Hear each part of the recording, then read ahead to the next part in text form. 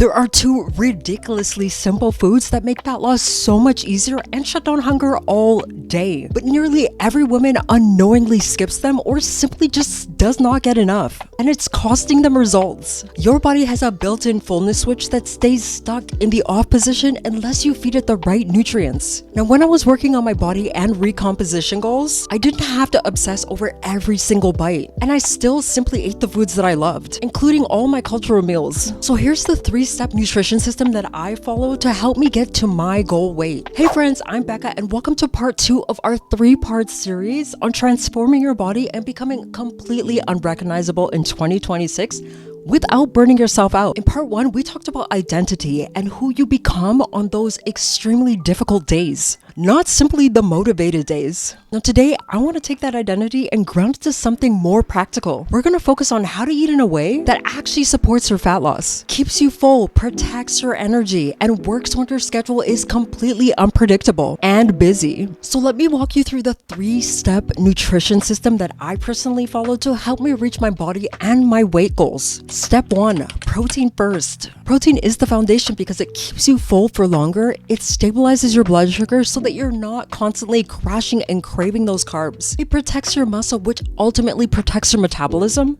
and it supports your hormones that signal fullness. So without enough protein, fat loss becomes so much more challenging, and the risk of losing muscle instead of fat increases. So every meal, I simply started with one question: where is the protein? Now, this doesn't mean that you are spending hours in the kitchen cooking those complicated Pinterest-worthy meals every single day. Real life for you might be grabbing that rotisserie chicken from Costco and pairing it with a side of rice or a side of veggies because you simply don't have time to cook. Using that pre-cooked chicken, shrimp, adding Greek yogurt into your diet, or even canned tuna, which is a great cheap source of protein. These are foods that you can reach in seconds to hit your protein goals. For me, hitting about 140 grams of protein per day was key for me on my journey. And I'll show you right now how to do it without overcomplicating your life. Simple approach is to think of every meal or snack as a chance to get in 20 to 40 grams of protein. And here's what this looked like for me in everyday life. For breakfast, I aimed for 30 to 35 grams of protein, which included Greek yogurt with 1 tablespoon of chia seeds and berries, 3 eggs with a slice of whole grain toast,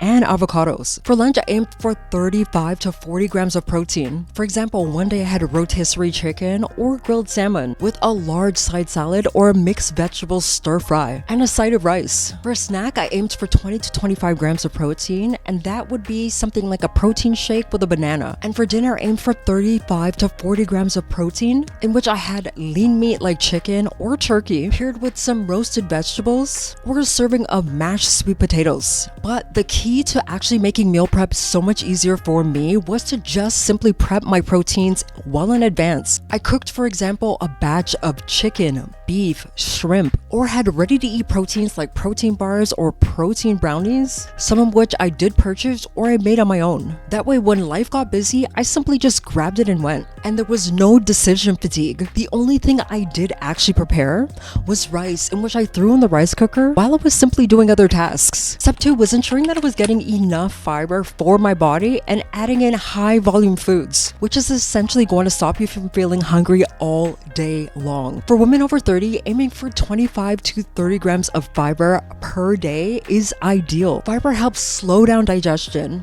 stabilizes your blood sugar, supports your gut health, and keeps your appetite under control so you're not binging at night. Now, most diets fail because they give you the tiniest portions, which technically fit the plan, but leave you so unsatisfied, which draws you towards that fast food and takeout. Now, there are 2 main types of fiber. The first is soluble fiber, which dissolves in water and forms a gel-like substance in your gut. It slows down your digestion and keeps you fuller for longer. It ultimately reduces that blood sugar spike, which ultimately leads to fewer cravings. It feeds that good gut bacteria, lowers cholesterol, and helps balance those hormones. You can find that soluble fiber in chia seeds, oats, flax seeds, apples, berries, beans, lentils, sweet potatoes, and psyllium husk. For example, what I did was add chia seeds into my Greek yogurt or breakfast smoothie, sprinkled some flax seeds on top of my breakfast. I also included half a cup of beans into my dinner or lunch. I chose oatmeal instead of that sugary cereal that we typically have every breakfast, and added in some berries and apples as my snack. Now, the second type of fiber is insoluble fiber. Now, this type of fiber adds bulk to your stool and helps food move through your digestive system. This type of fiber is going to help you reduce your constipation, your bloating, and keeps you physically full as well. And of course, keeps you regular. You can find it in vegetables like broccoli, cauliflower, your kale, your carrots, your cucumbers, whole grains, nuts, and seeds. Now, what I did to ensure that I was actually reaching my insoluble fiber goals was by filling my plate with at least half of non-starchy vegetables at dinner or lunch, adding my leafy greens to eggs, my sandwiches, soups, or even bowls, and having a serving of nuts or seeds, especially as a snack. So what I did to also ensure that I was getting enough insoluble fiber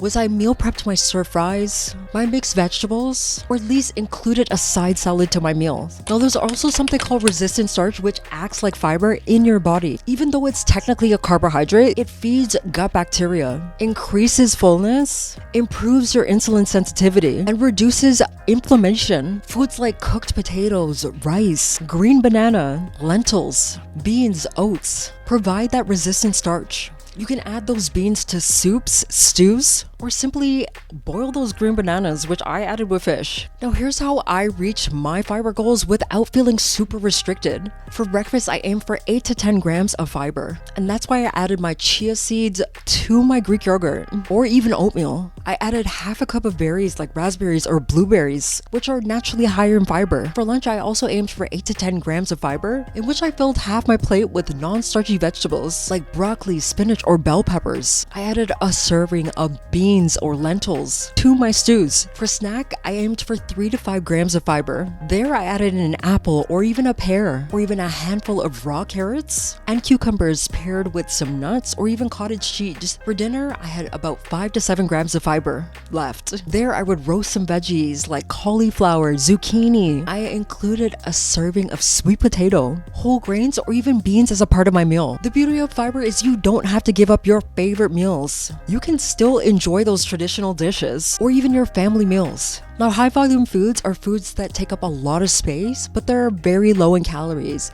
And that's why eating your veggies are so important, especially to help with that weight loss. Now, step 3 is preparing those simple meals and prepping your protein. The final step that actually changed everything for me was keeping my meals super simple and meal prep friendly. Most women think that meal prep has to be super complicated, where you're making like 7 different meals and spending all day long in the kitchen. But it doesn't have to be like that. It's about making protein easy to grab and go, and pairing it with your fiber intake, and then mixing things up so that you don't get bored. So what I did was prepare my protein twice per week. I baked or made stew or curry chicken. I baked salmon. I pan-seared some shrimp, or made some beef and broccoli and just stored it in the fridge. And then I use extremely easy high fiber sides. I steamed some frozen veggies when I didn't have time to cut up the veggies, and I tossed together a bag salad kit, or even cooked a batch of basmati rice. And from there, I mix and matched. I paired the same protein with different veggies, grains, or beans to keep it a little bit more interesting. Chicken one day with the roasted vegetables, and the next with a side salad. When protein is prepped and fiber is built into your meals every day, you begin to start avoiding takeout because you're not starving. You stop overeating from hunger, and consistency becomes more automatic. And that's what really changed my body.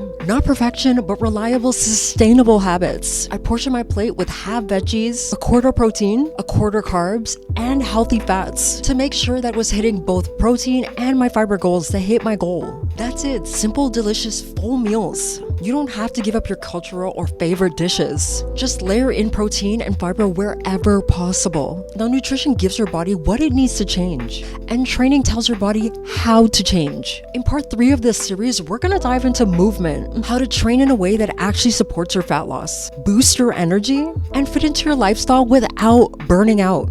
No extremes, just smart, efficient training for women. But for now, just keep it simple. Focus on your protein, your fiber intake. Prep your proteins, pair them with some veggies, grains, and beans to make life easier. Now, if you found this video helpful, please like it. Go ahead and hit that subscribe button for more content like this, and turn on post notifications so that you don't miss part 3. And I'll see you in the next video.